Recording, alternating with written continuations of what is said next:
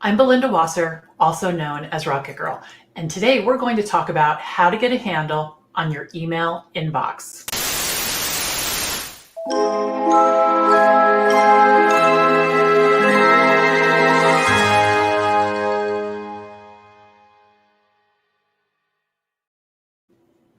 When you're a virtual assistant, your email inbox can easily get out of control. However, it's one of the most important places in your business because it's how your clients communicate with you and very often how work comes into your workflow. So you want to do a really good job of keeping it clean.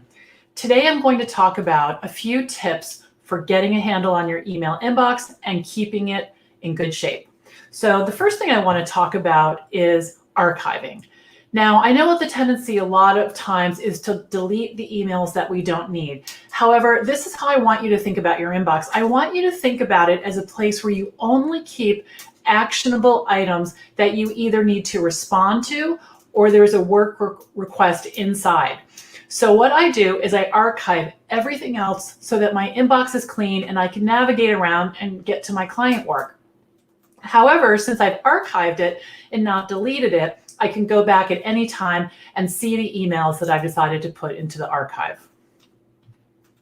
The second thing I want you to think about is creating folders and thinking about the structure for the folders. So I have one folder. It's called a label in Gmail, but it looks like a folder, so we'll call it that. I create one called clients, and then I have a folder, a subfolder under that for each of my clients with it's called their first name and their last name. So I don't get fancy and use, their company name in some and their first and last name in others. I also don't organize my client emails by project. It's just a very simple system that so I always know where everything is. So create folders, but don't go too crazy. And also, don't keep emails that you don't need to refer to again. It's really important that these folders not be, jammed full of every email they've ever sent you. I would say on average, I probably only save 1 or 2 client emails in these folders, probably a month. So think about, is this the best place for the information? I have another folder that's called fingertips. And in that fingertip folder, I will put things like, if I place an online order for a book or something else, I'll put the receipt in there so I can track it, a train ticket, or information that I know I need to refer to in a short period of time, but that's going to expire.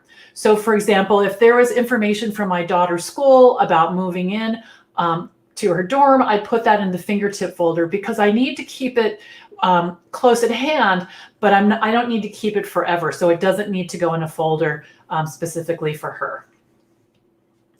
When you're working with your emails, I want you to do something that I call lumping. So here's how you lump. So let's say I'm going to sit down and I'm going to work on all of Diane's work, and I'm going to clear up, everything that's hanging out there for her. The first thing I'll do is I'll go over into my Gmail and I'll type in her email address and then the word label : inbox. And so what that does is it takes all of the emails that are in my inbox for Diane, and by virtue of the fact they're in my inbox, they're actionable, right? So it's not everything, it's just those things in my inbox. And then I work my way through them one at a time. So that way I'm not missing anything and I'm not looking for emails from Diane in my inbox. So that's a nice way to lump. You can also do that in Outlook and other email applications. So you just sort by the email address and then let the application know that you only want those things in the inbox. Very handy. Okay, so it's highly possible that a few of you who are watching this have email inboxes that are totally out of control. So I'm going to show you right now how to stop the bleeding. So the first thing I want you to do is I want you to create a folder.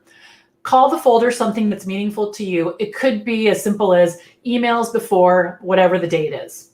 Then I want you to take everything in your inbox except for the last month or two, depending on what kind of work you do, and is there possibly something in your inbox that's 2 months old that you have to take action on. And I want you to move all of them over to that folder you created. The tendency is to try to make your email inbox perfect.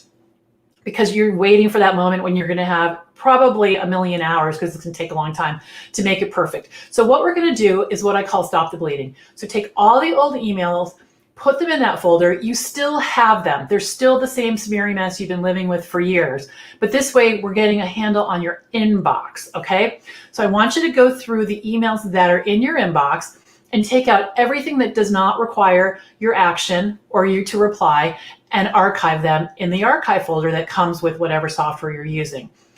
Then you have something to work with. You can go through there and just lump them by client and do the work.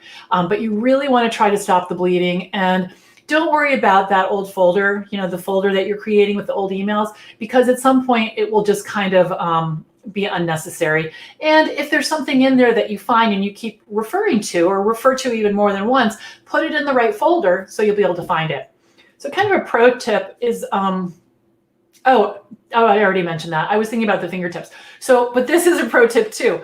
Unsubscribe, right? We have the power to unsubscribe from emails that we don't need. So if there's something that you bought and now all of a sudden they think they're, your new best friend, and they keep sending you all these emails, you know where to find them if you need something. If your favorite shoe designer is sending you emails every day, maybe it's time to just unsubscribe from that so that you're not tripping on it all the time.